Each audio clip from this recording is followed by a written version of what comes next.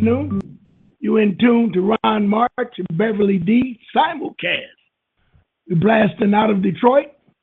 We're on radio, Blog Talk Radio. For all you listeners out there, I get a lot of calls every week. You can go to Blog Talk Radio /Ron March Show, and you can see the desktop, and you can also get in the chat room, and you can get your phone calls. You can call in. I'll see you when you call. Our special guest today, weekly guest, is Miss Beverly D. Are you on the air, Beverly D? Are you there, Beverly D? Looks like she's not ready yet. So let me start out and tell you about the upcoming Freedom Seminar.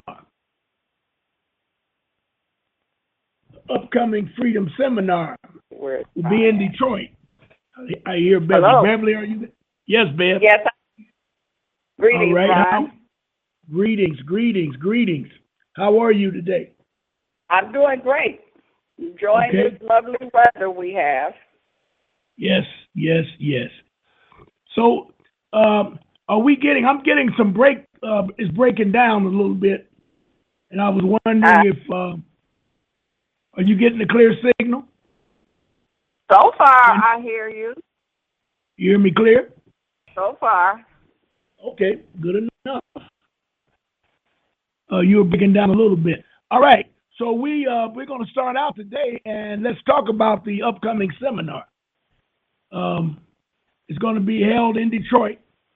Our special guest for the seminar is the magnificent Jonah Bay, and we're going to do a three day blast. And Bev, how are your viewers and listeners? Are you getting any response? So far, I'm not. I haven't really checked my email and things, but so far I don't know. Okay, all right. Well, I'm getting calls every day. I get at least 2 to 3 calls a day, and each time they're asking me questions.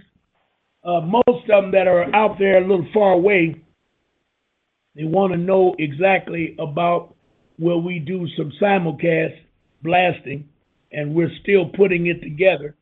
And I always tell them that by Monday of this week, we should have it on the website. It should be ready to go if we're going to do it. But if we don't do it, we will have DVDs, and we can't do it on the radio blog because we don't have enough hours to do it on the radio blog. But it's going to be a 3-day affair. It's very economically, it's very easy to meet your quota, meet the donation. We have a 2-tier pay ticket schedule donation. One would be $100 smackaroonies donation, and the other would be $50 donation. $100 donation will cover all 3 days, and the $50 donation will cover Saturday and Sunday, which will be the seminar.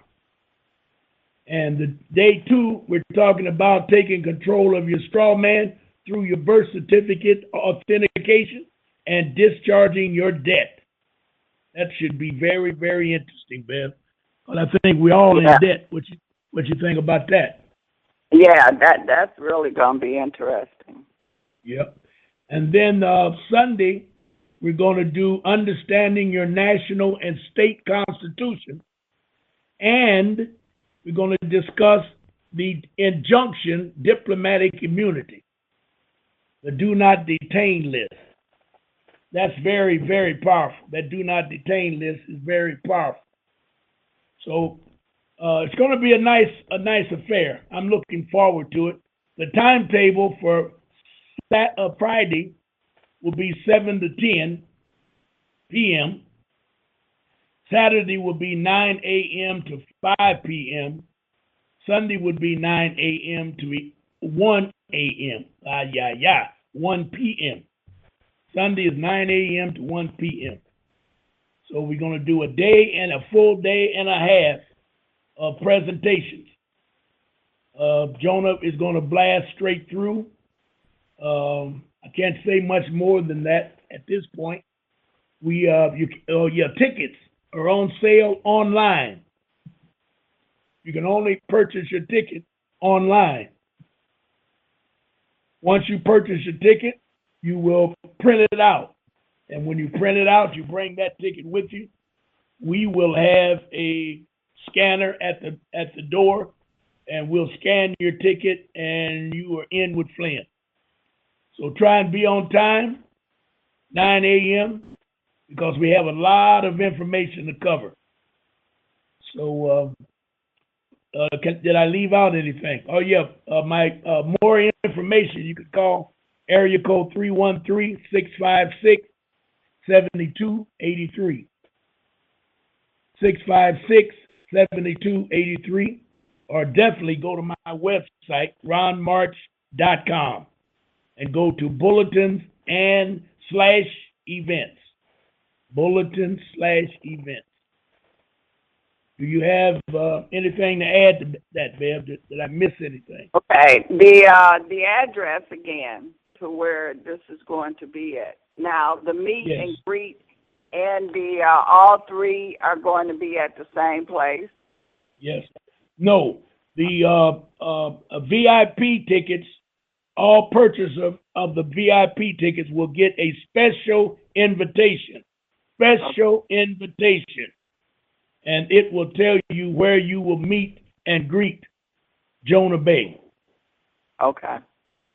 The second and third day will be at the studio. We need plenty of room for the second and third day. And that will be at the Unique Studios on 18846. 18846 West 7 Mile. 7 Mile Road on the west side of Detroit. Detroit, Michigan, 48219. If you're going to do your old GPS. Right. GPS. Okay. You might want to do GPS. They always want that zip code. And it's right on the corner of Stahalin and West 7 Mile, between Evergreen and Southfield. There's a huge sign above the marquee that says Unique Studios, Hall Rental Dance Studio. So you can't. All right. Okay. Now, Bev, we got a pretty good layout today, a pretty good show. Okay. And, as all. Yeah. And as we're having, as everything on Earth is changing.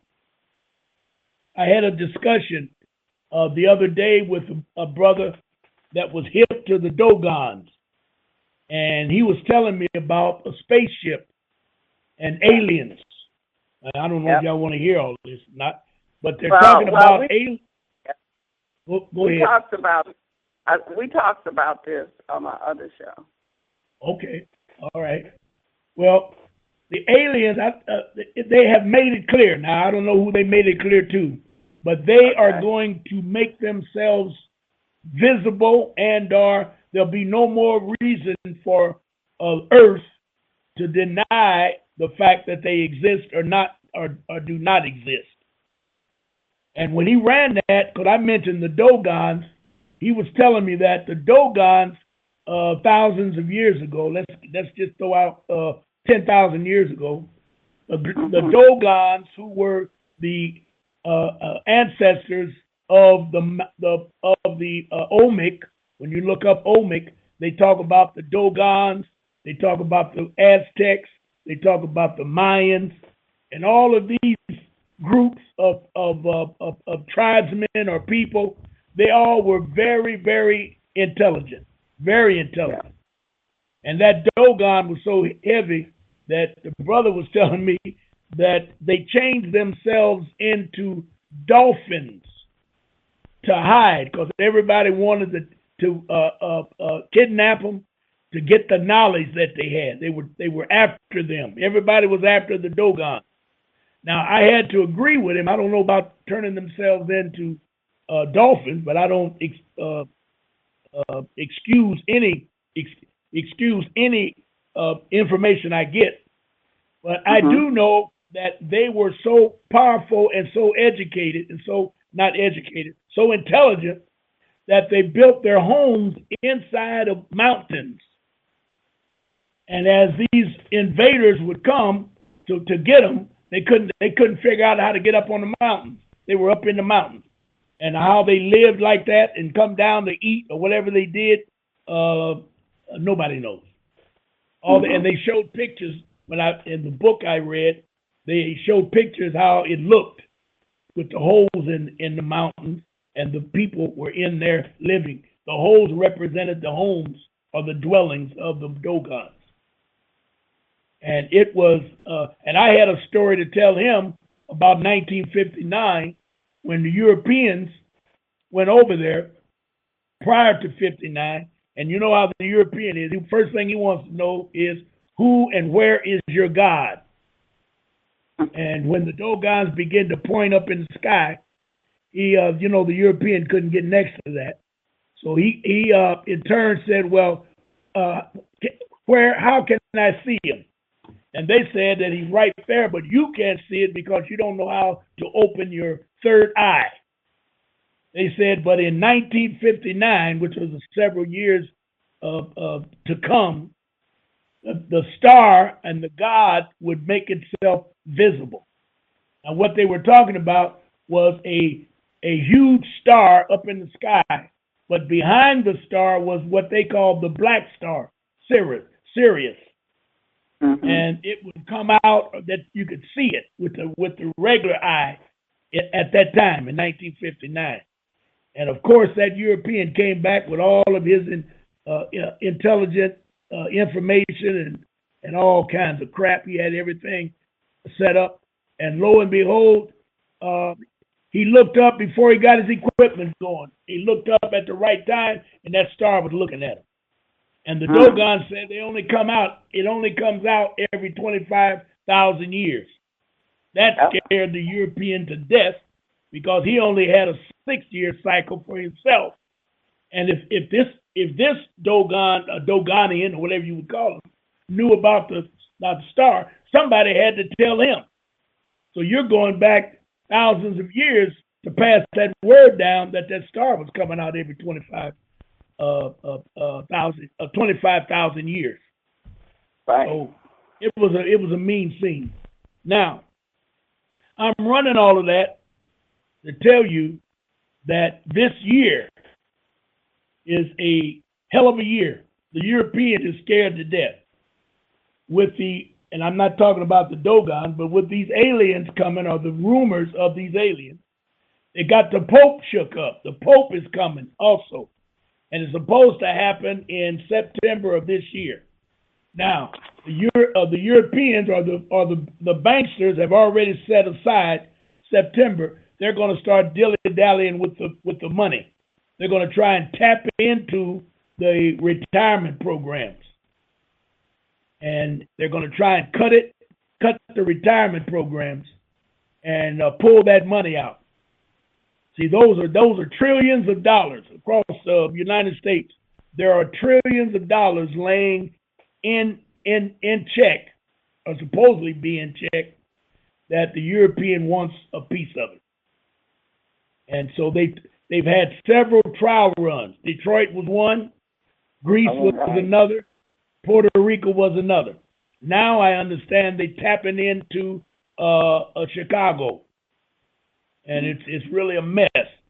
And you notice if you're following any of this, you'll notice it's not a political process, such as the Democrats, like in Michigan, the Republicans are working against us. Well, down in Illinois, the Democrats run everything. They're doing the same thing, or trying to do the same thing.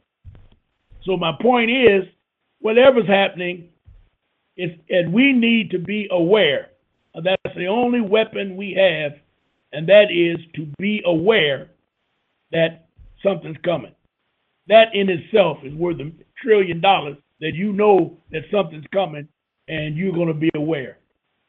Now, it's going to be a dangerous process because those that are not aware will turn into wild animals. Y'all can take that any way you want.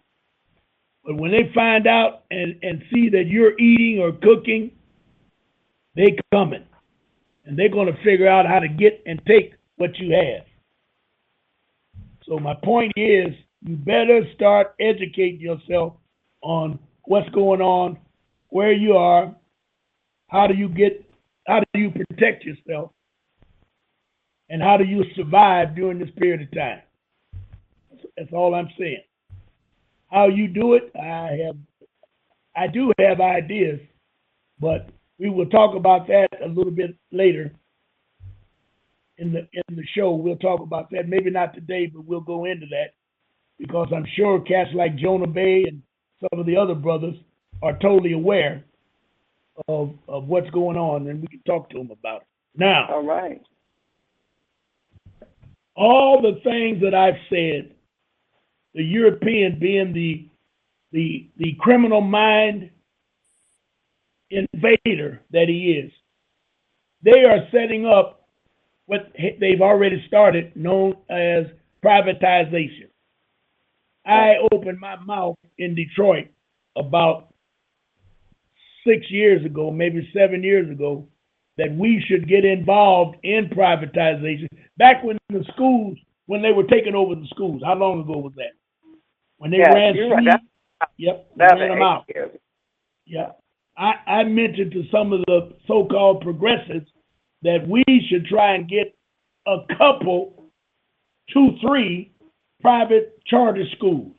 Oh, they damn near killed me. I shut up. I said, I'm through with it. They wanted the government to take care of the schools. Now, you got to look at it the way it is. They have really spoiled us to believe that the government is going to take care of us. Now, they haven't done it.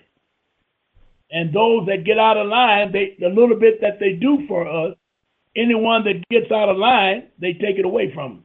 So they're only giving you a privilege to have food or a supermarket or whatever near your home. And it's only a privilege to have a job because not only can they fire you or lay you off, they can shut the plant down and move it to another area. We have never been able to not only do for self, we ain't even able to think for self. We have that slave mentality, and I'm talking about everybody. I ain't talking about them jackleg ass preachers. I hold them responsible. They should be educating us on preparing ourselves for what's coming. They've been out there. They don't know. How can they, Ron? They don't know themselves. Beverly, it don't take. If you see the water rising, it don't take you 2 weeks to prepare to either get out of the water or fix the flood. I don't agree with you on that. The preachers have been out there taking money, talking crap, promising to by and by ever since I've been on this earth. And I cannot believe that they don't know that there is a crisis. Because think about it this way. Normally, a large percentage, I know people are going to get on me for this, but I'm going to say it anyway. A large percentage of people that go to church are really illiterate. And maybe I shouldn't say illiterate, but I'll say very little education. Because in order to fall into that madness, you gotta believe it, you gotta study it, or let somebody teach it to you. Because we don't read, and how a preacher preach. He'll take one sentence out of the Bible and preach for 10 hours on that one sentence, and before you know it, he's talking about across the street, something going on over there. And the Bible's talking about something that happened 10, 20, 30,000 years ago, whatever the case may be. So I can't agree that they don't know what to do. And if they don't know what to do, I think they should give up their position. They should stop teaching. Think about that for a minute. If you don't know what you're doing, get out of it. Now, if you're teaching that you're going to be saved in the by and by, okay, let's go with that. I know personally that several older women, family women, that go to church every Sunday, give up their tithes every Sunday, have written out their life insurance policy to the church. And they get behind on their payments and get into foreclosure, and they can't find the preacher nowhere. I know this for a fact. I had a customer like that. And I said to myself, where's the preacher? She said, the deacon said he was on vacation in the Bahamas. I said, well, tell the preachers to give you some money until they get back. They said, no, they didn't have it. Now, I know that for a fact. Now, I can't tell you how many it is, 1,000, but I do know, and everybody out there know how they take care of picking up money on Sunday when they have a $10 table, a $1 table, and all that crap. And some of those big mega churches have credit card, automatic credit card, portable credit card machines in the church to take up money in the church through the credit card. Don't tell me about it. I know about it. I went to church with my mother. Go ahead. The churches are corporations now. They are part of this European psychology. So why would they want to educate the people? They're benefiting from it. Well, and they don't want. I mean, who's teaching them? They're going to their theology school. They're learning the way that that's part of the psychology. They're teaching them what to teach the people. Okay. Well, let me say it this way. I used to have a good comment for that, and that is, you can't teach me, you can't preach to me about being passive and go along to get along when my lights are turned out. And I'm telling you my lights are turned out. And you still talking about they're going to get turned on up in heaven. Now, I'm not going to give them a pass that they don't know what's going on. I'm not going to do it. That preacher that thinks that he's going to heaven or thinks that his parishioner is going to get something in the by and by, somebody should do something real bad to him. Because nobody's ever went to the by and by and come back and said, it's all right. Y'all come on up here. Everything's golden. Nobody's seen that. It's all a belief. So they got to know, and I agree with you, that they're taught how to be a persuasive, argumentative type individual where they can persuade you to go one way or the other. But that's criminal. It's almost like a hypnotic state. Yes. It certainly is. Psychology. Yes. They teach them to how to hypnotize the people. Yes. I can agree. Yes. And the preachers are not going a lot of them don't know, and some of them do know.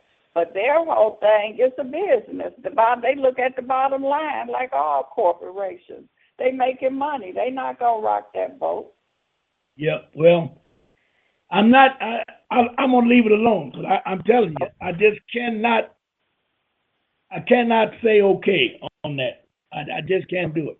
They know. See, the church is the oldest corporation in the world. The church. It was the first. Ecclesiastic. Right. It come out of the church. The whole concept of corporations came from the church. But what we didn't know or didn't learn, a church is not what we think a church is. A building for Jesus and your religion and what we see today as a church. That's not what it was. Your home is your church. I think there's some quotes in the Bible, on this rock I build my church. I don't know nothing about it, but y'all know what I'm talking about. You don't need these big mega churches. You know what I'm saying? You don't need these storefront churches. They're making a business out of it. I can agree with you on that level. They're making a business out of it, and they're using that business for their purpose, not their parishioners' purpose. And I'm saying that across the table, across the board. Because if I'm wrong, I can show them pastors or preachers or dipsticks that do it, and I think they should clean up their own garbage rather than for me to be an outsider and talk about it. I saw that T.J. Maxx on TV this morning, that big-head sucker sitting up here. He done wrote a new book. And now he's going to talk about, what was the name of that? I forget the name of that book. I can't remember offhand. But anyway, he was on Morning Joe this morning, whatever they call it, Coffee with Joe. And he was talking about the black family and the black woman, and we got to start voting. Now, you know, it don't take a PhD to know that voting has never, ever, ever brought anyone out of slavery. Never. You got a field full of slaves, and the slaves tell you, we ain't working today. Now think about that. We're going to vote not to go to work today. Now, something is wrong with that. And I know for a fact, from California 220, the California rule, I think it's 220 or 200. It states that the purpose of voting is only to give the approval. I'm putting it in my own words. It's only a permission to give the government the approval that you agree with their process. That's all voting is about. Because you have to fill out a voting card. Voting is the physical voting is a byproduct of the voting card. They need the card so they can say when they bomb Iraq, we have the American people behind us. We over here representing the American people. So somebody's got to say, well, how the hell are you doing that? They say, well, we got 3 million, I don't know how many voters it is. We got 2 million voting cards with that signature on it. So how you going to tell me I ain't supposed to be over here? I'm representing them. Now, I know that them don't know what the hell they doing. Never did know. But that's how they teach us. They teach us ass backwards, and we think we're going to move ahead. You have never in your lifetime voted for something, Beverly, that was good for you and your people. Never. Because they never give you that opportunity. It's so bad they even stopped using the term lesser of two evils. They used to run that all the time. Lesser of two evils. They don't even say that anymore. So now what they do, they just do what they want to do. You vote no, and they wait, and they come back and do it anyway. They got processes through voting that they can just overrule whatever you do. Because we used to do it in drum. Because you use Robert's Rules of Order, and Robert's Rules of Order was only written so that the chairman or the president of the meeting will always be in control. Now think about that. Y'all look that up. It's called Robert's Rules of Order. Lieutenant Robert Thomas, I think his name was. Thomas Roberts was his name. Wrote this damn thing called Robert's Rules of Order. If you take 10 people and vote for something, I'll give you a real quick example. We're going to go right on into a little bit more in today's show. If you take 10 people and vote, 8 vote yes and 2 vote no. But the 2 was really 3 because the third one was on the side of the 8. You understand what I'm saying? Three crooks go into the meeting with seven good guys in there. So one of the crooks go over and mix with the good guys. Gotcha. So now they say, we're going to take a vote. And everybody jumps up. All 8 of them jump up and say yes. And then they say all opposed, 2 jump up. Everybody's happy. They go to the next order of business, and that one crook raises his hand and says, you know, after giving it some thought, I think I want to I want the committee to reconsider my vote. I want to think about it. That's all they got to say. I want to reconsider my vote. And the chairman of the thing will say, bam, we will put the vote on the shelf and we'll bring it up at a later date. And they won't ever bring it up until they can get all 8 to be in favor of it. If the chairman was in favor. If the chairman wanted it to be a negative with the 2, All they got to do is pad the meeting to make sure he brings in 12, and 2 is 14. He'll outvote to 8 every time, and it'll pass no. It's Robert's Rules of Order. That's how it works. Unbelievable. And every time black folks learn that, they think they into something. We're going to use Robert's Rules of Order. For what? You don't know. Right. Now, yes. Now, all of that I've said, I'm going to switch now, or not switch, I'm going to segue into CCS, Chaos, Crisis, and Solution. Because we're talking about bankruptcy. We're talking about bankruptcy. Now, the first bankruptcy, I wouldn't say it's first. Yes, it was. The first bankruptcy of a nation, quote unquote, country, quote unquote, a government, to my knowledge, was United States of America. They filed bankruptcy in 1933. Y'all need to look that up. A lot of you don't believe it. A lot of you think that what difference does it make? You talk all kind of crap.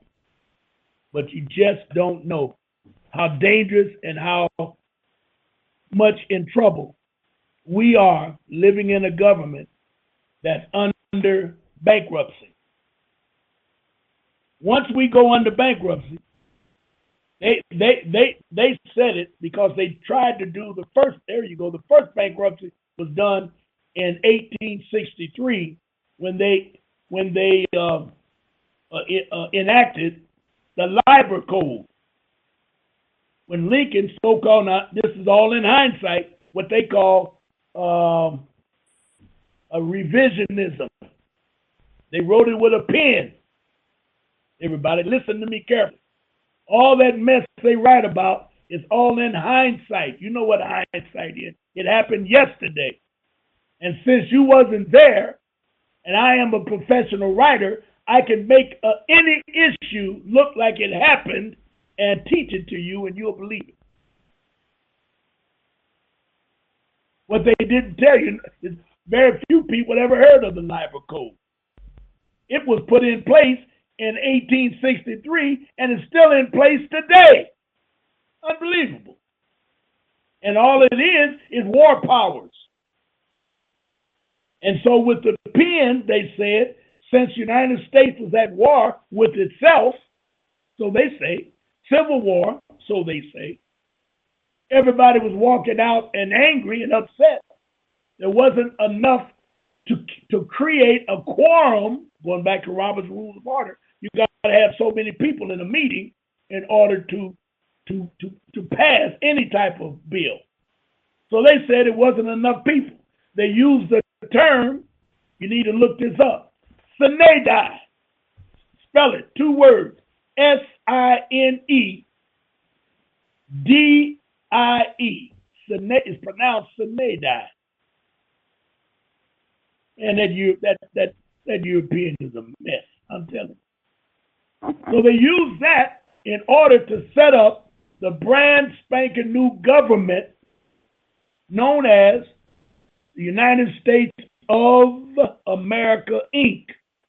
They don't like you to say that. They don't like you to put that ink on it. But they came away from United States for America and changed it to United States of America. And they made it a corporation. And since they didn't have a government, they had to have a constitution. So between the act of changing and voting in this new United States of America, Inc., it's called the Act of 1866. Between that and the Labor Code, they've been using that all ever since. The president has the power to do what it's a dictatorship, but they called it a democracy. And the first elected official you ever heard use the word democracy was Daddy Bush. He said this is a democracy. And the only definition for democracy only works through enforcement. Because if you think for yourself, you'll destroy democracy. That's why nobody likes democracy. It came from Plato way back in 560 AD or wherever it was way back then.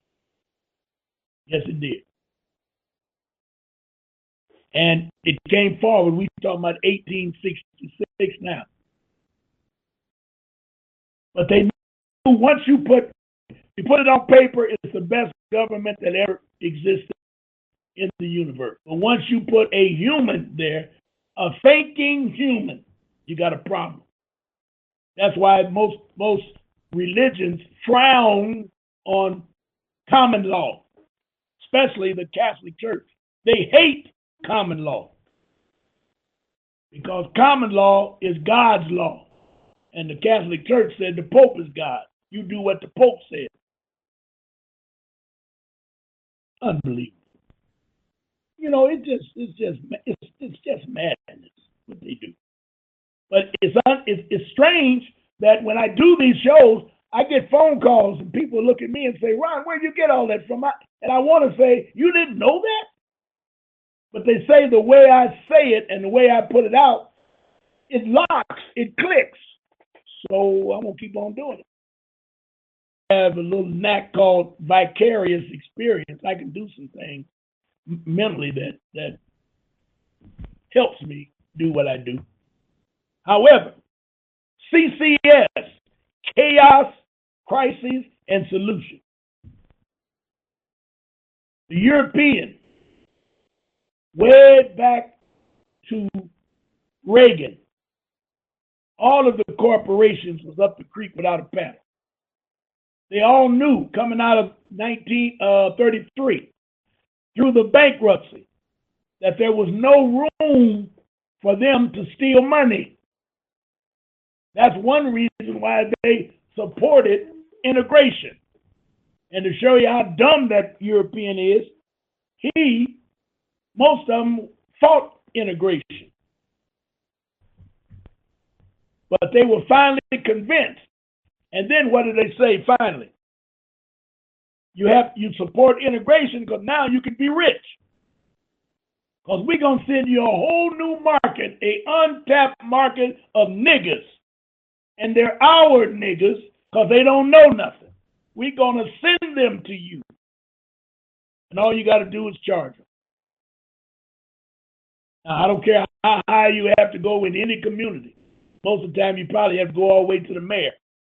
And all of them are not going to comprehend until they see the mayor in the Cadillac, the chief of police. He's going to be in the Cadillac and still bust you upside the head, but he know what's happening. But now you're getting into the secret orders. Oh, man, I'm telling you. This is madness. It's madness. So now they create a crisis. They develop chaos. And then they say, I have a solution. So what do? They first start talking about the cities are broke. That's the first thing you'll hear. Then the news media catch on and start talking about the school system. Let's just take the school system as an example. Everybody heard and read about the teachers had to bring toilet paper to school because the schools didn't have enough money to buy toilet paper. But I never heard where was the money and why did they not have toilet paper. Then they had to bring books. You had to leave the books in class because they didn't have enough to go around. So the next class that come in, they have to use the same books you use. But nobody corrected the problem. They just let it go. So what do? They created a crisis. We're broke. Then they'll find some niggas and them jackleg ass preachers that'll start talking about it. And them AKA agents, them female agents that belong to the Alpha Phi Alpha, whatever that shit is. And then they come up talking about, oh, Oh, it's a shame. We don't have school. We don't have books. Oh, Lord. Oh my goodness. I can't. I just hear every day in my head ringing that mess that was on radio in Detroit. That damn 1200. It's just madness. And then Sneed had nerve to marry Sharon McPhail. Oh, that's just madness. Sneed stole the money. What kind of crap is that? Sneed stole the money. Come on, y'all. The agents did that. These Uncle Tom niggas did that. These jackleg preachers supported that madness. Put it in your head that the teacher, that the high officials were crooked, and every European you know steals like a rabbit. Every one of them. I don't steal. You stole the land. What the hell you talking about? You don't steal. Not only did you steal the land, you put the Indians on the reservation. So don't tell me you don't steal.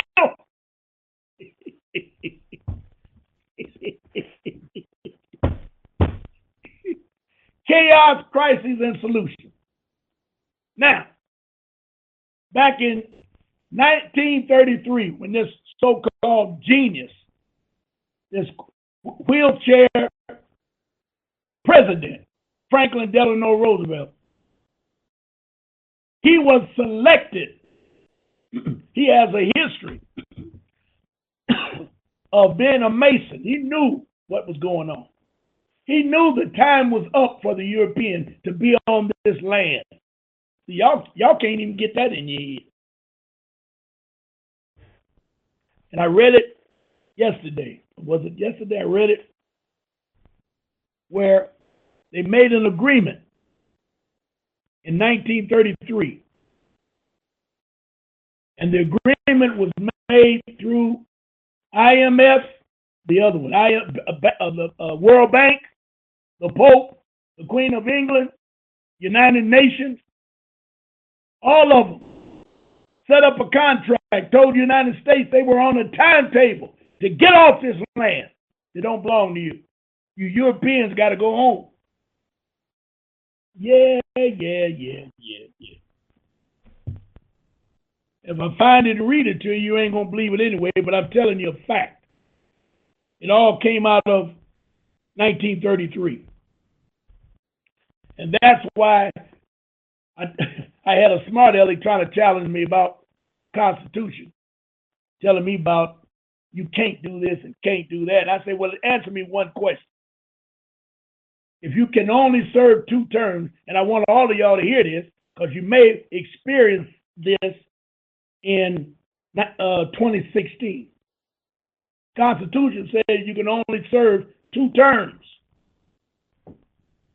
Everybody know that. And don't tell me, Ron, that Obama's going to run again. You don't have to run.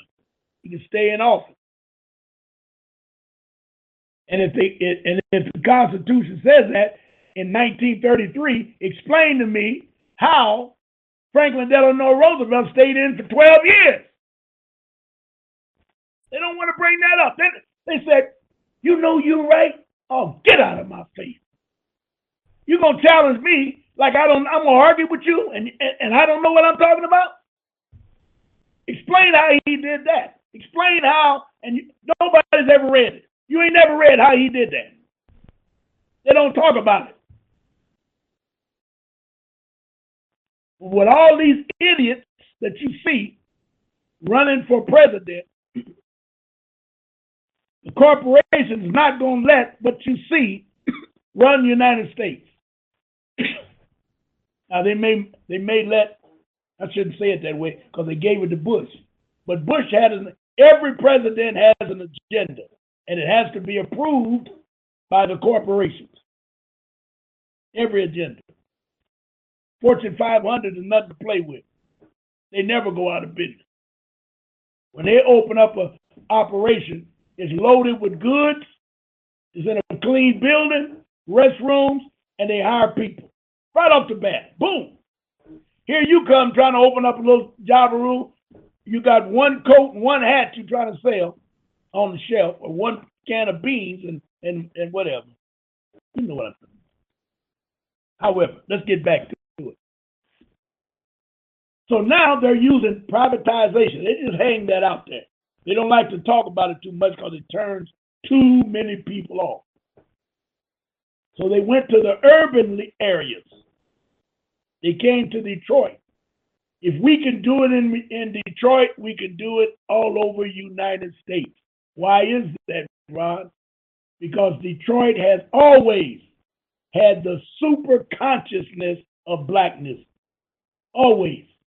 When I came to Detroit the first time, a lady, a musician down in my hometown, looked at me and laughed. She said, Ron, you may not like it.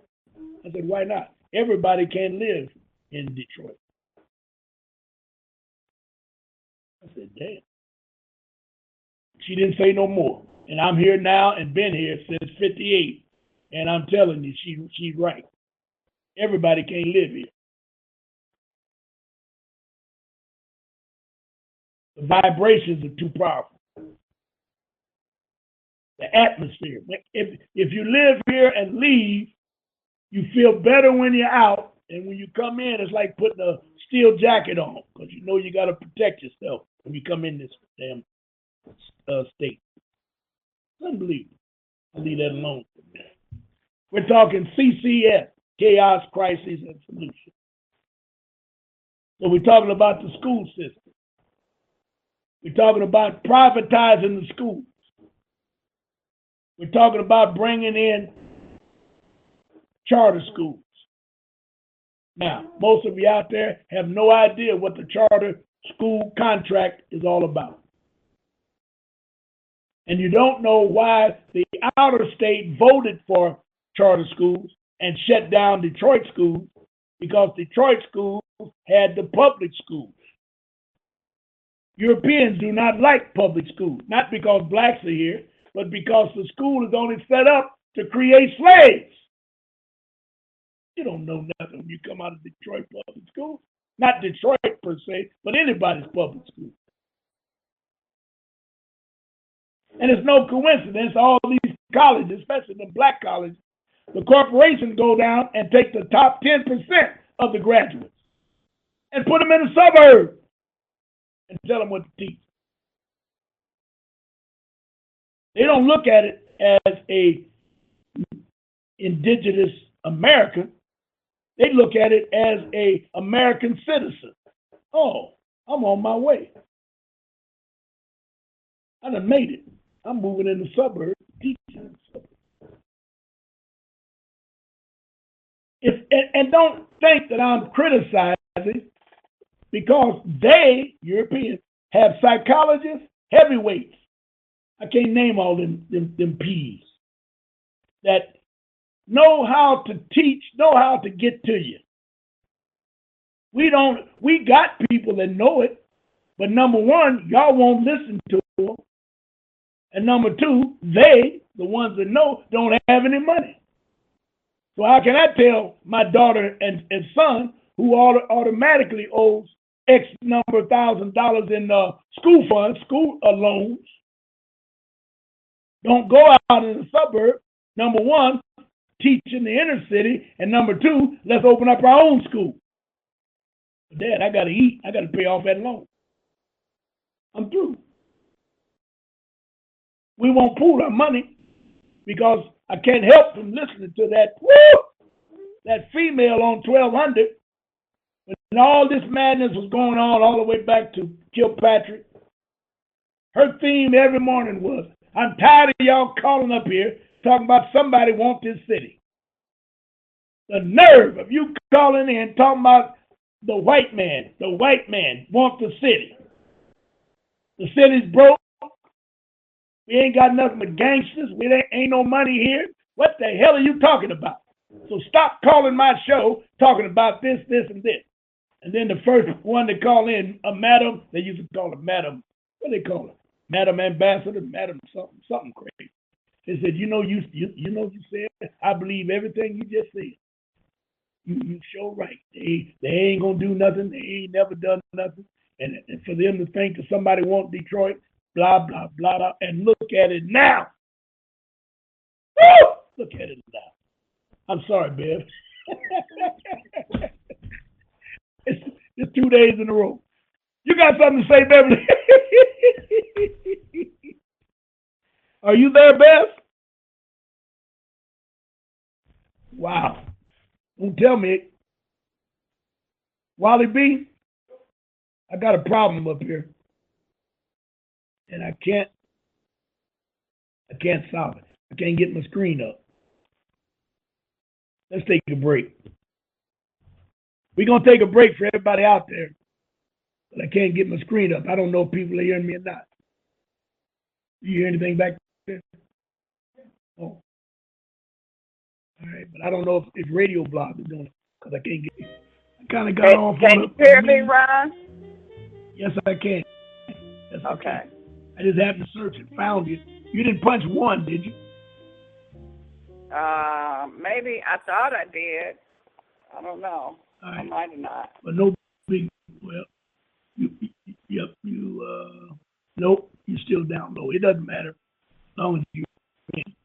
But I guess I was trying to ask you.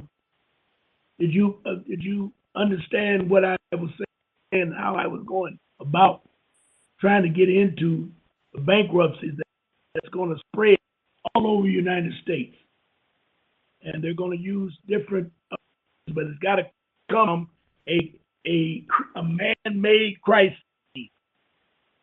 Okay. Now let me. Do you have any questions, Biff?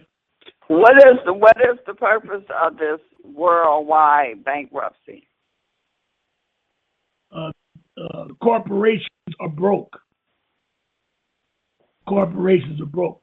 The way they set up enterprise, if you're ever in business and get a loan, they always want to know. Anytime you get a loan, they want to see your projection. You got an idea where you're going to make X number of dollars on year 1.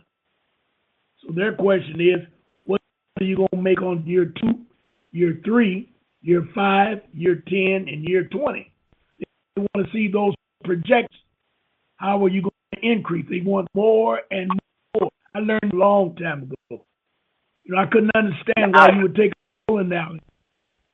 That is like, we had a Google's bowling alley in the inner city of Detroit back in the 70s. I mean, we had a good 30 or 40 of them around. Maybe not that many, quite a bit. And all of them were packed. They had leagues. Only time they went low was in the summertime. Then they had tournaments to go to.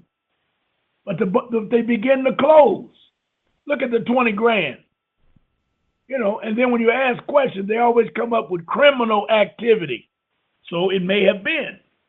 But all of that is criminal activity. You know what I'm saying? Look at Kilpatrick. How can you explain that Kilpatrick's in jail on a 30-year beef when everything he did was patent right from the European? He learned it from the biggest crook in Michigan. What's his name? McNamara. He learned all that from McNamara. And then his daddy was number 1 agent under McNamara. And yet, once he taught it to Kwame started moving up. He was a congressman and all of that kind of stuff. And on a path of nothing but high hopes. And all of a sudden, he got thrown in jail. So the free enterprise is set up on the projections you'll make next year. What have you done for me lately type process. And you can only start bleeding so far. Now, if you understand that, let me give you a reason why Fortune 500s stay in business. You won't see a Fortune 500 company go out of business. They don't go out of business. They may merge with another, but they never go out of business. And the reason they don't, because they have been blessed by the United States Democratic Government, the IRS. So when they have a bad year, they just bring in new advertisements and new ideas, but the government will give them a digit. They never lose money. They never go in the red. If the books show a deficit of $1 million, they get a debt, they get a digit from the federal IRS, not federal, but from IRS, and they use the digits to balance the books. All they got to do is bring in new personnel, bring in new products, upgrade this and upgrade that, and it's still running. You can't do that in your business. You don't have that input. You don't have that backup. You follow me? Right. Are you there? I'm here. Can you hear me? I do now, yeah. Okay. But all I was saying, I was just wondering if you understand what I'm saying. See, when you get a loan, if you go get a loan on your business, you're going to see some strange stuff. And that is, they want to know, they'll lend it to you, but that's why they say they only lend you enough to fail. And they do that because your projections are low. And they know you're not going to make it, so they just get everything they can out of you, and then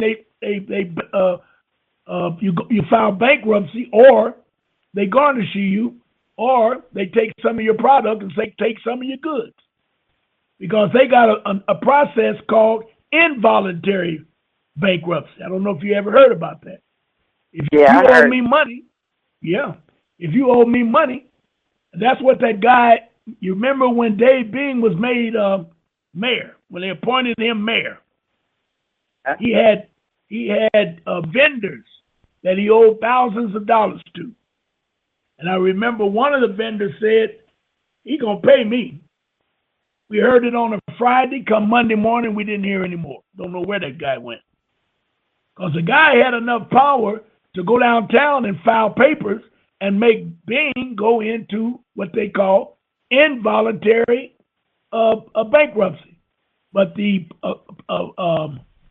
crooks to be that set up this madness in Detroit, they could not have a bankrupt mayor appointed into the business. Remember the pundits, them Negroes, and Channel 1200, and the preachers, all of them started talking about, we need a businessman as mayor. We need a businessman as mayor. We lost on the politician, and we definitely didn't do any good with Ken Cockrell Jr. So then the word come out, we needed a businessman. And I started blasting. How you going to call this punk a businessman when he's running a bankrupt operation? Only reason he was in business, he was put there by the government to make it look like it. Oh, man. I know y'all think I'm crazy when I come up with all this stuff.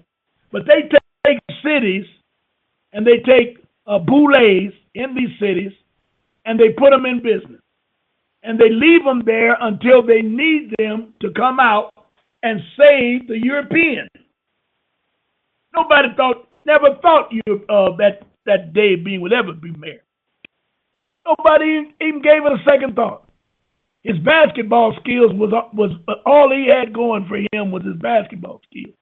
Then he tried to lie and say he had a degree, and they come to find out he was a little short on his points, his credits, so he didn't have the degree that he thought he had. And all of a sudden now he's a mayor, a highly successful businessman. And he ran a bankrupt operation from the beginning. Dave Bing ran a bankrupt operation from the beginning. But if you look at it, I mean, he was the perfect person to put in that position. He ran his company, a bankrupt company. They wanted Detroit to go into bankruptcy, so why not? I mean, he was perfect for it. Those that knew him said that all he did was brought a newspaper in.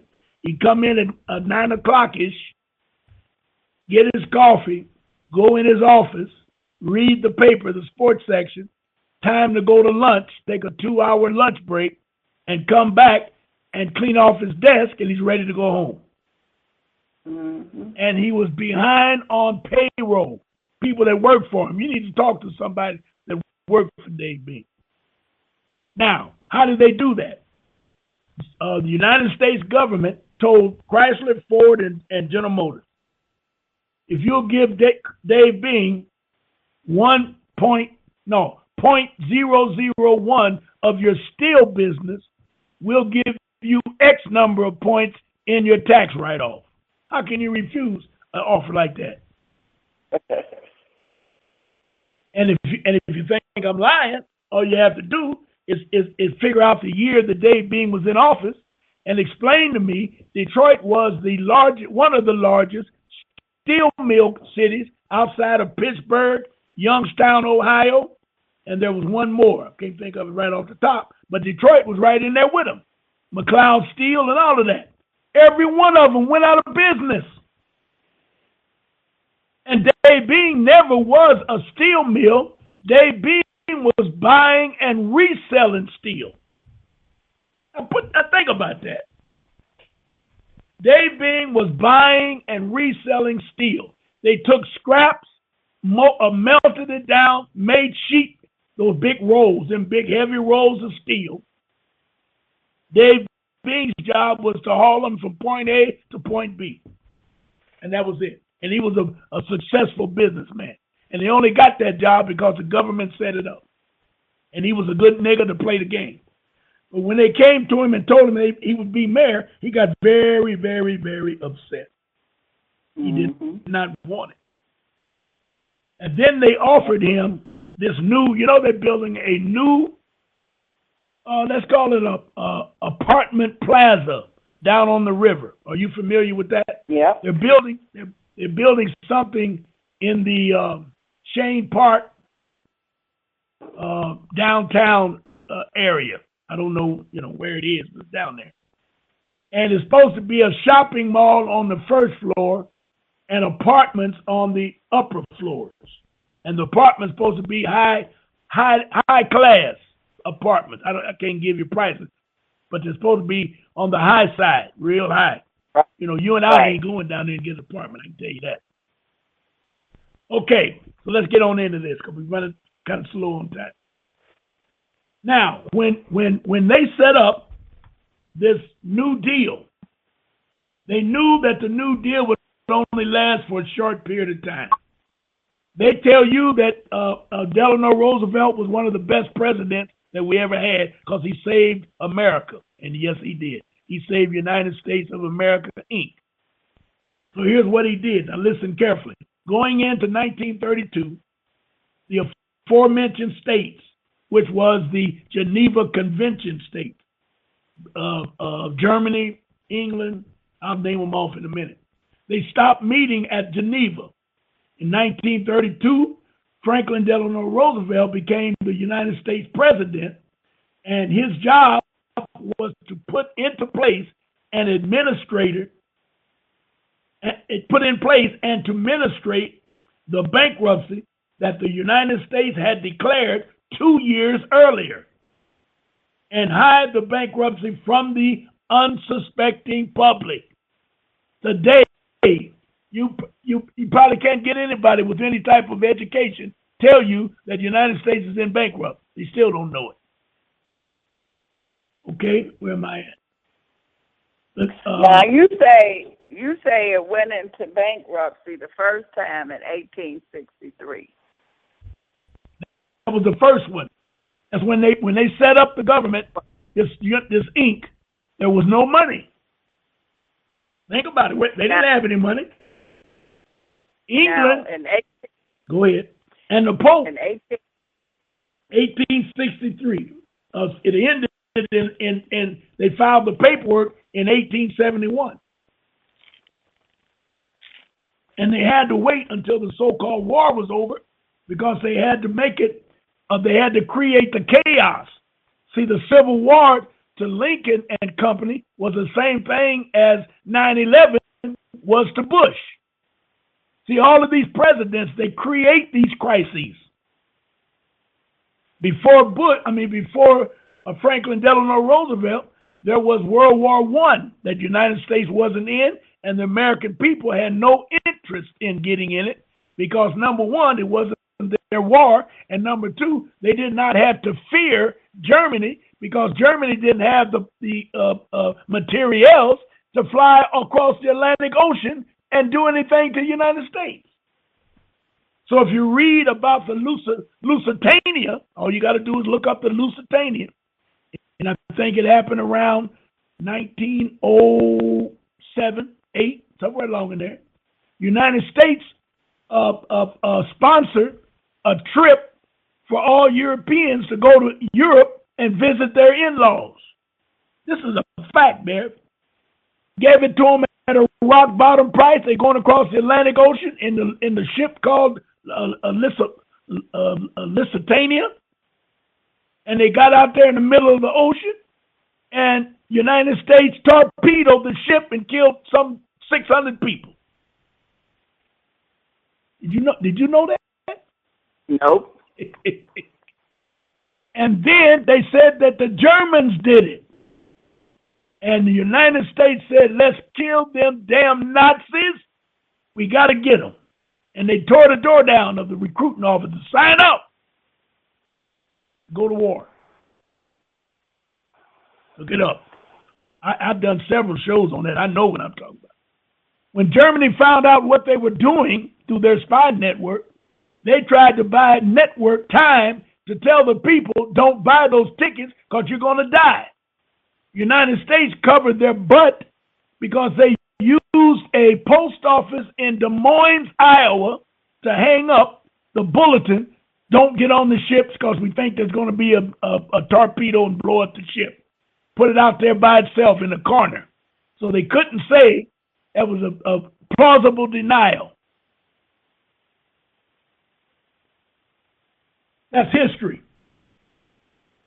So every president have always come up with some type of crises in order for them to boost the economy.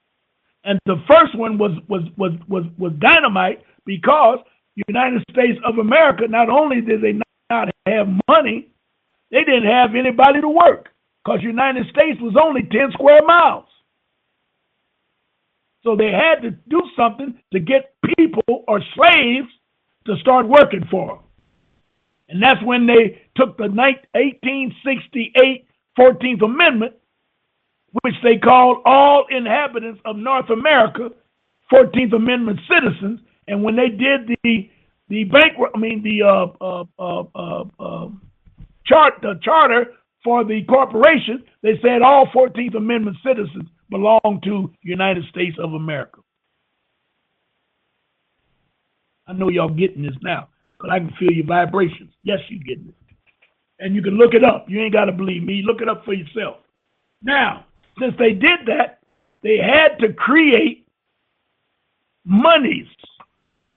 So one of the things they did, they used the 13th Amendment and the 13th Amendment, because all the white folks was upset because they tried to say that the 14th Amendment and the 13th Amendment meant that all the people in the United States, or better yet in America, were free, especially the slaves, because there were a lot of slaves, black and white, or better yet, I should say white and black, more white slaves than black slaves, because most of the slaves came out of the 13 colonies that came over as indentured servants. Look that up. So what they did, they had to create chaos again by supporting the Ku Klux Klan and move to take the land away from the black Americans. Now they tell you they fought the Civil War to free the slaves, but you know today you got a family right today that's black, several families, a whole lot of families down south that have had land in their family ever since 16 and 1700 or early 1800. How can that be? How can you own land legally through the Register of Deeds in the United States, quote unquote, America, when they said they fought the war of Civil War to free the slaves? So how can a slave own land? So there must have been some foul play somewhere. You figure it out. I ain't going to tell you what I think. So as they move forward, go ahead, I'm listening to you. I heard you breathing. What's happening? We have a caller. When you get ready, let me know. I'm ready now. Bring him on in. Okay. Yep. Area code 773-888-10. 889. Area code 773. 889, are you there? Okay, Ron, go ahead. All right. So the period of killing blacks and killing Indians, they passed all kind of laws to move the Indians, quote unquote, off of the land. And they moved them out into the territories, Colorado territory, Idaho territory, all the unexplorable lands. They moved the Indians out there. They started killing blacks and lynching black folks. Not only to get rid of them, but to make them submissive to European psychology that the European was the owner of the land. They did to us then and now the same thing the Australians did to the Aborigines. And y'all look at the Aborigines and laugh at them, and you getting catching hell right now. You're in the same situation and don't know it. And don't know it. So you come into the 1900s, you're coming forward. So they had to have these crises. Now they had to hang on because they didn't have a legal constitution. So they had to hang on to the Labor Code. Y'all need to go read that Labor Code. Everything that's happening to you is in the Labor Code. It's the Executive Order 101. It's called Labor Code. Now, is that the same Labor Code when you have property and it has on your on the legal? That's a good question. That's a good question, and I would venture to say yes, but I don't know. The Labor Code dealt with land. That's what it was all about. Oh, well, and when I was doing that research, isn't it ironic that you don't know anybody, Bev, that work, and you may be in the network that you could ask the question. Ask the question, are there any black-owned title companies? And I bet you're going to find out there is none. Because you have to be number one. When I was doing real estate, we dealt with a lot of different title companies, and I haven't experienced any black-owned, not in Michigan. That's right. And not only are the owners attorneys, they have to be special trained attorneys on the Labor Code, as you just mentioned, the land and the blocks, and it's another science altogether what they did to the land, because they're not allowed to own the land. Now, I want you to listen to this.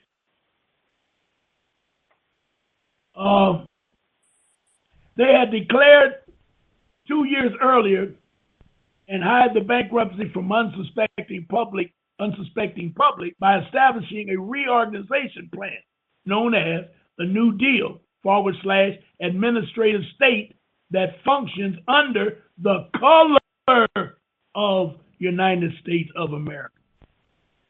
Now they're using United States of America now as the original United States of America. Don't ask me how they do that, but they always flow it that way. Now listen. That's that shell gang. Yes. The United States of America and the United States for America, along with the United States. That's heavy. The United States of America, the United States for America, along with the United States. Constitution became defunct from that moment on, and all that remained was an insolvent, bankrupt, for-profit corporation known as the United States / United States, all caps, codified and documented in Title 26 of the Code of Federal Regulations, Section 1.911, 2 parentheses H, close parentheses. In Merriam 36, Northeast 502, upon by the 16. I'm reading. All of this is where you can find this information. You have to ask me about it. See also 16 Statute 419, the District of Columbia versus Clause, CLUSS, 103 U.S. 705.26, operating a democratic military venue under martial law, brackets, War Powers Act, and the Uniform Commercial Code, brackets, Hebrew commercial law. Now, what they did in making that huge criminal act of fraud, they created their own government, and they made it functions under the color of United States. It looks like United States. And it says that I've always looked for the United States of America and the United States for America, along with United States. Constitution became defunct from that moment on. Now, we're under a show enough illegal government known as United States Inc. Let's just call it United States. Now Inc. wait. Now you kind of lost me in all of that. Now this right. United States Inc. Is this the color of law? United is yes. that or the? It's not the first United States of America. Of America. The Constitution, if you go back and start from the Constitution, they talked about setting up the seat of government known as United States for America. Now, you're not going to find that because you can find of America, but they always put of in there because nobody really knows it. And like Jonah said, all of the constitutions have been not rewritten as to change it, but they've all been municipalized to make it work under the original Constitution. They cannot use the truth because it'll expose them. So they always use color of law that looks like the truth. So what they're doing is they got a Constitution that's color of law. They got a United States that's color of law. Everything they do has to be color of law. It cannot be the original. Correct. You got it. Okay. So they can call it anything under the color of law. So you got to have your head on right in order to differentiate what you're really talking about. Because you remember last week when Sair called in and he ran that piece, he was talking about color of law. And I didn't dispute him, but I was trying to check him that we want to deal with commercial law, not color of law. Because it frightens people when I tell you, you can't do that. There's a statute against that. You can't say that. You can't. That's how they get us. And they make it up as they go along. And then when they write up the paperwork, they will find the original law somewhere and then make it what you did look like you violated that law. For example, I gave a good example yesterday. You walk up, you're riding down the street and the cop is dealing with a black woman. She's on the ground and let's say they tussle with her, two cops. So you get out. Cop tell you to get back in the car. This is police business. You don't get in the car. They say, I'm warning you. I'm giving you a direct order to get in the car. So you get in the car and you sit and you watch. Drive away. Nope, you take out your camera or your telephone and start recording it. So now they put her in the car and now they say, we're going to take him too. And I say, for what charge? They say, for obstructing a police officer's business. I said, that's not a law. I'm not obstructing. Yes, you are. Turn around. Now he's going to try and create something. So if I turn around too fast and touch him, now it changes right on the spot to assault. He's trying now. He know he can't do what he said he can do. So what he's going to try and do now is create something. He arrested you, or he called your attention to the color of law.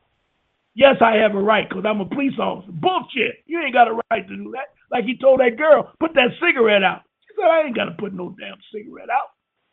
So he kept on and kept on. He was so dumb, he didn't know what he was doing. Because once he did get her out and got her handcuffed, he had to call in and ask, what kind of charges can I put on? But then I also noticed that now, if you saying anything or giving them any kind of feedback, they automatically start saying, quit resisting. Quit resisting. Yes. Yes, that's another game they play. Okay? Yeah. Now, let's move on quickly, because now we're going to deal with what I have called, now we're still talking about privatization. We're still talking about CCS. But wait a minute, Ron, before you go there, I want to ask one more question. Because you said they can never, the corporation can never own the land. So how do they get the land? You saying they got it through the color of law? Yes, they got it through the color of law. They got all this land. They get, all right, I'll tell you how. Anytime you get a certificate, it's the color of the original. You never get a title. That's why they took allodial out of the dictionary. It's difficult. You can find it easy on the internet when you put in allodial title. But they quickly say it's not used in America. And then you say, why not? Well, they don't want you to know that they cannot use, they don't have a allodial title in America because a European is here. Now, they give you a certificate of title. They give you a certificate, or better yet, a warranty deed, or a covenant deed, or a deed. That's not ownership. That's more like rental. I was told when you get a warranty deed, you automatically become a tenant. And I just can't figure it out. I go to court for foreclosure. I leave the house as a homeowner and get in court. I'm a rent payer. How do they do that? Because they got the warranty deed. And the warranty deed, everybody said it's in the warranty deed. I never seen any writing in the warranty deed that says that. But what it is probably codified in the word warranty. And as I'm speaking to you, my mind tells me, Ron, you never looked up warranty. I'm going to get Wally. Wally B, can you look up warranty? We're going to look up warranty deed to see what that says. Because they always say that you are a renter in your home. Why do they say that? Because they can't give you a title because they don't own nothing. And corporations do not exist. It's only a fictitious entity. So how are people losing their property? Out of ignorance of the law. Very simple. Out of the color of law. You never challenged it. You never challenged it. And once they throw you out of the house, you're so busy trying to find a place to live and get your property. By the time you get settled, it might be a year, 6 months to a year, and you're going to be broke as hell. So then you say, to hell with it. I ain't going back through that crap again. You dig it? Mm-hmm. They move on you. Why do they have to? They have to have anything to do with property. They have to have that legal description, which is the LIBOR code, which is totally different from your address. Yes. So if using the that's why that you have a special lawyer who is the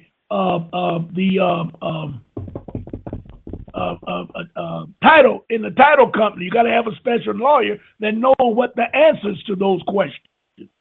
And when you talk about a property description, I would almost venture to, well, maybe, okay.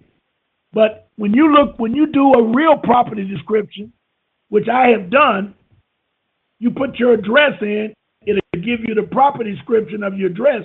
Do you know that the land that property sits on is approximately, let's just say off the bat, everybody sits on at least 100 acres of land that belongs to you. Yeah. But you don't know it because they give you a lot on that land. And that's why they keep all that title stuff secret, because you don't really know that, and you can't find the answers because those attorneys don't talk. You dig it? Yeah. And the question that you asked, warranty, like a warranty deed. You look at it. You say anything about tenant? Yep. And then, see, now we looking it up in Black Law's Dictionary. I think we got the 6th edition. And they got nerve to mention title. But they can't give you a title. Because the title, but they can give you a title as a color of law. Yes, they can. But they can't give you a low-deal title. Because if you ever get a low-deal title on your property, that means you don't pay taxes, you don't pay water bill, light bill, gas bill, none of that. Because everything on that land belongs to you. Now, let's jump real quick. Can you get a low-deal title? No, you cannot. I got a low-deal title on my land. And in order to get any low-deal title, you have to completely own whatever it is outright. And then you got to know how to do it. When we started doing it with Bobby L., we probably got about 60, maybe 80 low-deal titles in. When they found out what they were doing, Bev, they damn near shut Register of Deeds down. Mm-hmm. They put up on the window inside the clerks, if anybody asks for anything on this thing, don't refuse. Just tell them we're not prepared to record it at this time. They're not allowed to refuse you by law. You can write a deed on a piece of toilet paper, and you have a right to record anything you want recorded. That's why they're there. So they use the proper words, and that is, we're not refusing it. We're just not prepared to record it at this time. When will you be prepared? Well, we're working on it. What is wrong with this that is not, what are you trying to do to make it recordable? Well, you got to look up MCL 6622. Okay, we went and looked that up. It was talking about chimneys on the roof. What the hell are you talking about? This madness. Unbelievable. So they kept giving us a runaround. So we switched and started going to, some of people went to Oakland County or Macomb County, and they were getting them in. I got 2 of them in. 3 of them. I got 3 of them in. 3 different properties. But now, you don't even really have to go through with the knowledge that we got from Jonah Bay. You don't even have to go through the Register of Deeds because you can get it authenticated, and it's more powerful than the original title. And we'll have to do a program on that. Because now we're talking about security interest. They tell you that they don't have to, the corporation don't have to show you the contract because they have a secured interest in your property. What kind of secured interest could you possibly have in my property? You haven't made a payment? You wasn't there when I closed? So what the hell are you talking? Well, we're not prepared at this time to give you a lesson in law. Get an attorney. That's what they say. Now, you know the attorney ain't going to say it because he know he can't talk about it. Right. Right. All right. Let's jump real fast. When they did the bankruptcy on the government, they knew that they were doing an illegal process. They knew that it was only going to last for a certain period of time. and quiet as kept, it didn't last as long as they thought it would because they needed a 9/11 crisis in order to boost the economy. Nobody ever talks about that. And guess what that was? From 1933, when they set this up, it went into the early 40s. From 33 to 49, let's say. He was setting it up. So everything was broke. They knew they had to bring black people in because that was a whole new market. And so the president behind Franklin Delano Roosevelt was Truman, and Truman came up with integrating the army. So black folks was tearing the door down. Them damn boulets and them damn AKAs, they was all breaking the door down to join the army because white folks said we couldn't get in because we were scared to fight. And we fell for that madness. Whew! I'm telling you. So anyway, they had to come up with an angle. Now, the angle that they came up with that nobody wants to talk about, if the New Deal was so positive, why did they have to start World War II? Or better yet, why did they have to get in World War II? Now, they didn't give American people an opportunity to vote or decide or have Congress do anything. They set it up, and this is a known fact of everybody that knows something. They set up Pearl Harbor and killed all them soldiers just to make Americans mad so they could expedite the war and start fighting the Germans. But they didn't fight the Germans, they fought the Japanese. Now, all you have to do is ask the Peckerwood, well, why did y'all fight? Why did Japan bomb Pearl Harbor? Why did they do it? They was already in their world and kicked over Far East because they was kicking China's ass every day and taking everything they needed. Japan and England is nothing but a rock. You don't grow nothing on them two continents, or them two so-called countries. Japan has to invade all the surrounding areas. England had to invade because they can't grow anything on England. Ain't nothing ever come out of England. And the only thing that comes out of Japan is fibers. United States get away with selling them grain and oil and stuff like that. They don't have it over there. Y'all need to get into this stuff. So anyway, let's keep moving. We're running out of time. So they had to start World War II and get involved. But they had to stop Japan because they wanted to fight the Germans. But if they had moved their war machines all the way to Germany, Japan would have expanded all through the Pacific and took over Okinawa and all them Wake Islands, all them islands that was in that so-called War of Japan. They would have did that, and they would have became, when the war was over, fighting Germany, Japan would have been a world power. They would have been the United States. So what they did, they said, well, we need to set them back. We're going to drop 2 atomic bombs on their machinery, on their factory, on their industrial complex. And it'll take them 20 years to reboot. And that's what they did. Woo! Now, in addition,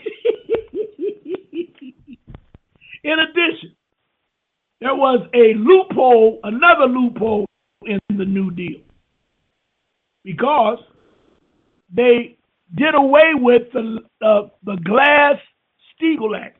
It was 2 senators, Senator Glass and Senator Steagall. They had written a bill that told the financial institutions it was against the law for them to do anything other than banking. Now, for all of you people that don't know about banking, there is no money in a bank. There's no profit in banking until they got rid of the Glass and Steagall Act, and then they went into real estate. They went into financing and refinancing. They went into credit cards. they ran all of the small banks out of business. Those state banks and those bank and trust. They ran all them out of business because the money was too good, and so they used the big banks in order to knock out the little banks because of the Land-Steagall Act said they could do it. Now, unbelievable. They knew that this was going to happen. So what they did, they came up with, and I got to get this to you today, they came up with the CAFR, Comprehensive Annual Financial Report. This article possibly contains original research. Relative discussion may be found on Template Talk, original research. Please improve it by verifying the claims made and adding inline citations. Okay? Now listen carefully. CAFR, known as the Comprehensive Annual Financial Report, is a set of U.S. governmental financial statements comprising the financial report of state, municipal, and other governmental entities that comply with the accounting requirements promulgated by the Government Accounting Standard Board, GASB. Everybody's scared of GSAB. Why are they scared? Because they do audits. They don't do budgets. They do audits. They don't do inventory. They do audits. Now, GASB provides standards for the content of CAFR in its annual update publication known as the Codification of Governmental Accounting and Financial Reporting Standards. The United States federal government adheres to standards determined by the Federal Accounting Standard Advisory Board. CAFR is compelled by a state, municipal, and other governmental accounting staff and audited by an external American institution of certified public accountants, certified accounting firm utilizing GAAP or GASB requirements. It is composed of three sections: introductory, financial, and statistical. It contains the financial information of fund accounting and enterprise authorities accounting. The history of this started in 1934. The National Committee on Municipal, now y'all know what a municipal is. Detroit is a municipal, can't even get it out. A municipal, I got the word, municipality. Detroit is a municipality. The state is, now what is a municipality? What is a municipality? It's a city. It's a government city with a charter. Is that what you asked me? So it's not a corporation. No. Well, stop. Detroit is a corporation. The city of Detroit is a corporation, but that corporation is the color of law. They cannot get around the CAFR because the CAFR comes from United States of America of the original Constitution. It was all covered and voted in to protect the cities from bankruptcy. That's what I'm trying to get to. Wait a minute. It's totally impossible. Say again? We lost you. We lost you, Ron. Say that again. Detroit is the city of Detroit. Is a corporation. The city of Detroit is a corporation. Okay. And the CAFR was set up so no corporation, no municipality can file bankruptcy because all funds have to be covered by financial funding. When you get into a crisis, what they do, they steal the CAFR money, and then they tell you, but if they ever get caught, they go into prison, so they all scared. I don't think they steal it. They use it as collateral to borrow money from it. And the corporations, for example, in Detroit was broke as hell when they went into when they went into bankruptcy. So they said. But as soon as the bankruptcy was over, less than 6 months, they bought a fleet of brand new police cars. How did they do that? How did they do that? And the police cars have of corporations on the side. What you didn't see was they privatized the Detroit Police Department.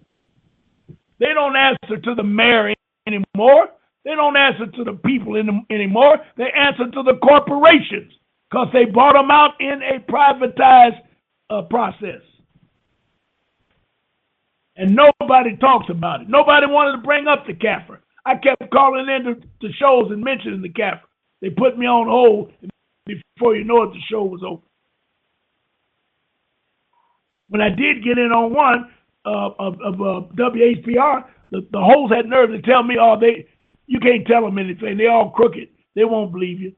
What kind of comment is that? I'm giving you the law that they're breaking, and you telling me to hell with it because they ain't gonna obey the law anyway.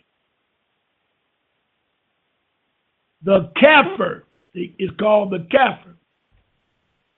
The National Committee of Municipal Accounting was formed in 1934, Government Financial Officers Association, to create accounting standards.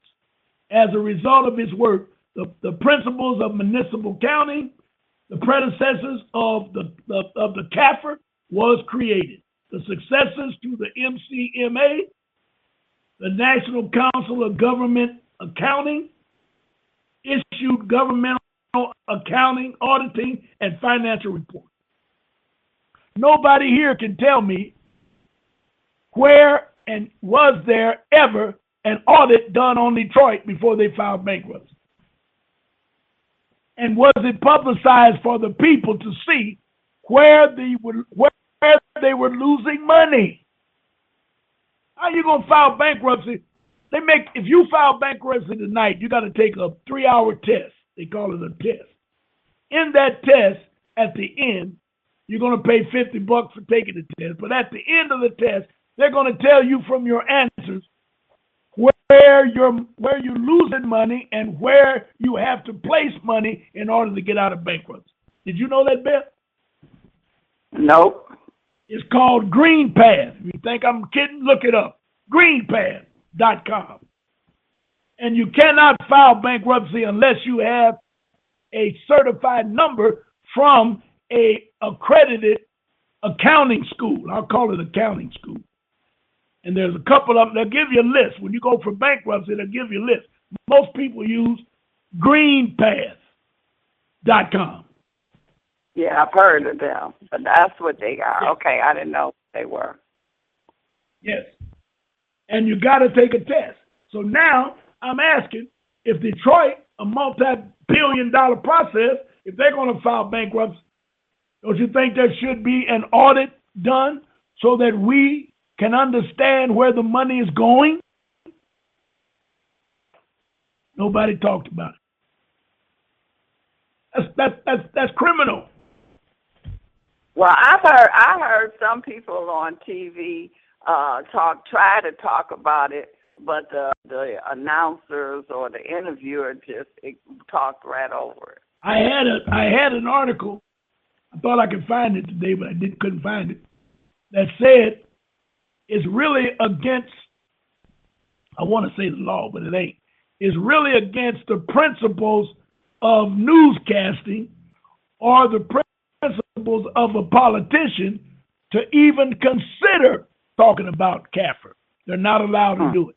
And they get punished if they bring it up. Okay. So that's why they did that. That's why they just talked. Okay. That's right. Unbelievable. Unbelievable. And you're telling me? before we go, I still didn't quite get the municipality part of the city. I know the city of Detroit is a corporation. What did you say the municipality part is? Municipality is, or what else could you call a city? But you got to have a charter, and you got to have X number of people in your city in order to qualify as a city. You know, because a township, the only difference between a city and a township is the number of dwellers that live in that township or that city. Okay. Or the village. Les lives in a village. Lathrop Village, if you ever been out there, if you blink, you through there. Go out Southfield, you'll be through there so fast. You go through a township, it's a little bit bigger. And then you have a town. That's why they just say the state. Now, you never heard of a state filing bankruptcy. Because the state cannot file bankruptcy because they are bigger and know that the CAFR will put somebody in jail. But the cities, when you can control, it's difficult to control the state because you got Democrats, Republicans, and a whole lot of madness, and you can't really get away with what you can get away with in a city. It's like I was told, or I heard, Southfield is not a municipality. Why? They don't have a charter. I didn't know that. And I can't prove it because I never looked it up. But they get away with all of the madness. Because remember, think about this. Patterson has been the commissioner, Oakland County commissioner, ever since it opened up. I'm not saying he wasn't voted in, but I ain't never heard no competition or nobody trying to get him out. Now, you're not going to tell me that everybody over there loves him. I was told that they changed the agreement. They can change the agreement anytime they want and change it from 10 years, from 2 years to 4 years, 6 years, 10, whatever it is. So he's in there, and he can stay in there as long as he wants to stay in there because there's no charter. There's nothing. Because, see, if you look back and remember, Southfield was a little village for a long time. And I came here in 58. Southfield, Livonia, Redford. Redford was a township. All of them little malarkey bullcrap. That's why they made a comment when I got here in 58. Detroit, they called Detroit Metropolitan Detroit. And they were the number 5th city, or not 5th, they was about the 3rd largest city in the United States because the auto industry was booming. The steel mills was booming, and they made it a municipality by giving all of the city services to these little shady towns that's around. You know, right there on 6 Mile, I give you an example. When I moved over in that 6 Mile area, there was a sign up right out on 6 Mile near Blackstone. If you ever been over there, you ought to know what I'm talking about. Right before Redford High School. That sign said Redford Township. Blacks wasn't allowed to be out there. And on the other side of town, they had the Grosse Pointe Farms. I don't even know what the hell that would be. I'm sure they don't have a charter. A farm, what the hell is that? Grosse Pointe Farm. Then they got Grosse Eel. What is that? But now they've grown because due to what they call white flight, and this happens all over the United States. They done moved out there in those areas. The corporations start building Walmarts and all that crap out there. Because you remember, Myers, Thrifty Acres, they were so far out, you damn near had to catch a train to get there. And then less than 5 years, it was a city. They built the city around Myers Thrifty Acre, especially the one out there on 14 Mile or something. I can't remember. I know where it is, but I can't remember the streets. But I know it was out there on 14 Mile right off of Woodward. So the CAFR plays a very important role, but since nobody knows about it, nobody knows how to deal with it, nobody knows the power of it, they can answer for everything they do because we don't challenge them. And I was going to tell you that we got to do a part 2, Beth. Okay. And that'll be next week. And we'll be on live TV, local cable next week. Next week we'll be on WHPR TV 33. From 6:30 to 7:30, we'll be on we'll be on Comcast 90 and WHPR 33 next week. Yeah, so those that are listening to us across the country, they can Google WHPR TV, and they will be able to watch us as they listen. Yep, the people that call in, we'll give them those numbers because see, the local people know the numbers to call, but then we can give the other people the website. Yeah. They can look at it on website right through the station. They can see us right through the station. Yeah. And that's the website, WHPRTV33.com. Yes. So maybe what we'll do, we'll talk about it, because I could do part 2 on Tuesday, you dig, or Saturday, and then we could be fresh on Wednesday, because we're going to have a whole lot of viewers on Wednesday. But we'll talk about it, see which way we want to go. Okay. All right. So, so we'll finish part 2. In part 2, you're going to be dealing with the cap.